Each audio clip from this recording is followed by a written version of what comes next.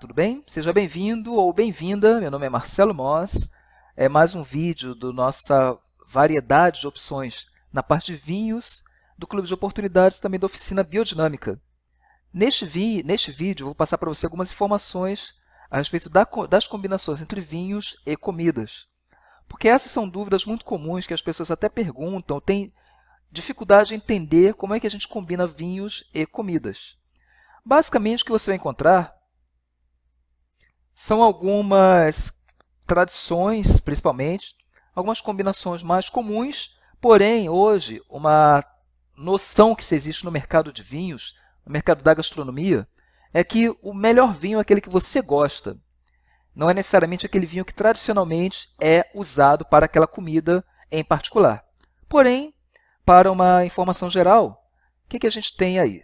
Vinho tinto, ele combina muito bem com carnes vermelhas em geral, carnes de caça como, por exemplo, fazão, paca, avestruz, com queijos de todos os tipos e também com massas. Ou seja, tradicionalmente você tem essas definições para o vinho tinto. Embora, o que acontece muitas vezes, eu, particularmente, quando eu tenho um frango, que também é uma carne, um frango com um molho branco, um frango com um molho de legumes, por exemplo, eu gosto muito de combinar com vinho branco. Um queijo branco, por exemplo, queijo Minas, ou uma ricota, eu também, particularmente, gosto de usar vinho branco. Marcelo gosta de fazer isso. Já queijos amarelos, que tendem a ser mais gordurosos, certamente o vinho tinto é mais indicado. Massas com legumes, geralmente eu uso vinho branco, mas tradicionalmente massas se usa vinho tinto. Então aí é uma questão realmente de gosto pessoal. Porém, tradicionalmente são essas combinações que a gente tem para o vinho tinto. Já no caso do vinho rosé, ele é muito versátil. Eu particularmente também gosto muito do vinho rosé, porque ele tem um pouco dos aromas e um pouco da tradição do vinho tinto, mas ele também combina a leveza do vinho branco, então ele fica no meio termo. Até porque na maior parte das vezes, o vinho rosé ele não é mistura de branco e tinto. Ele geralmente é feito com uvas tintas, porém que ficam pouco tempo fermentando com a casca.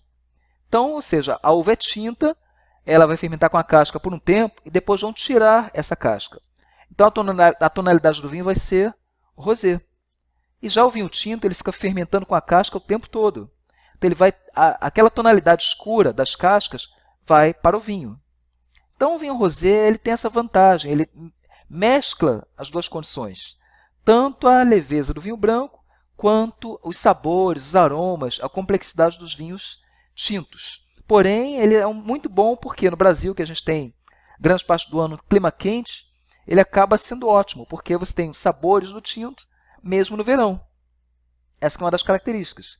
E você pode acompanhar com carnes, com molhos mais leves, por exemplo, molhos de legumes, massas, também eu gosto muito do vinho rosé para acompanhar massas, e sopas e cremes. Principalmente para esses acompanhamentos, o rosé é extremamente bem indicado.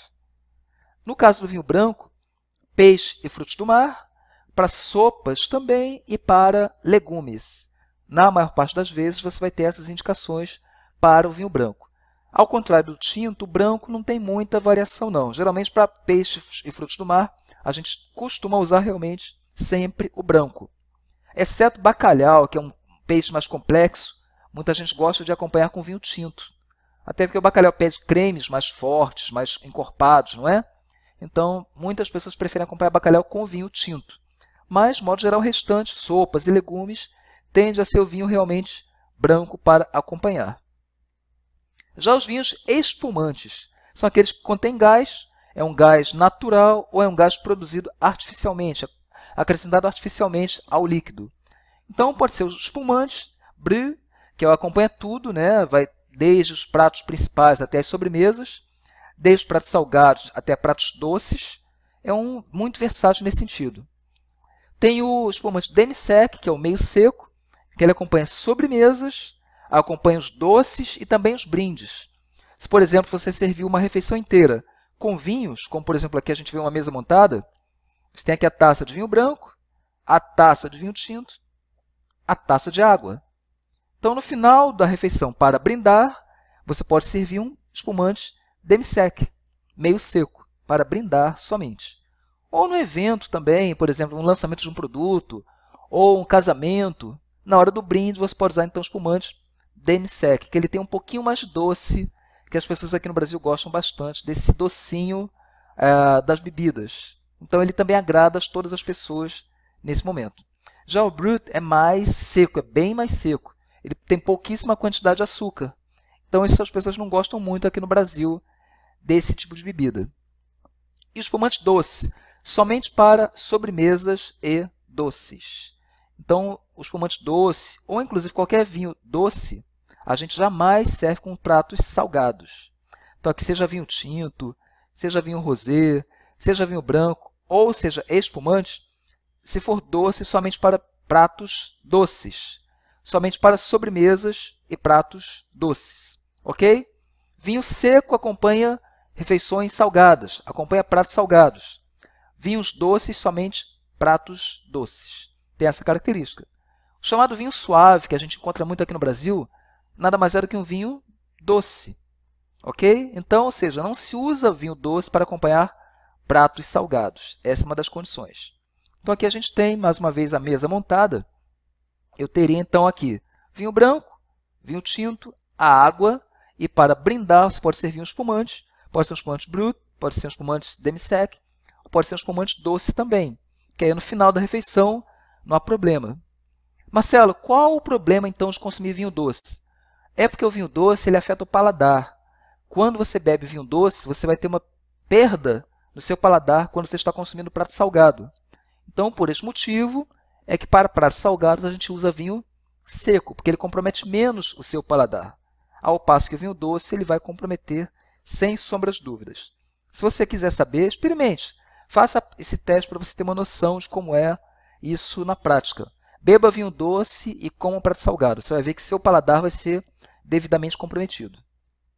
Como regra geral, você vai dos vinhos brancos para os vinhos tintos. Primeiro os brancos, depois os tintos. Primeiro os secos, depois os vinhos doces. Primeiro os vinhos mais leves, aqueles vinhos mais jovens, por assim dizer. Depois os vinhos mais marcantes, aqueles mais envelhecidos, aqueles mais fortes. Primeiro os aperitivos.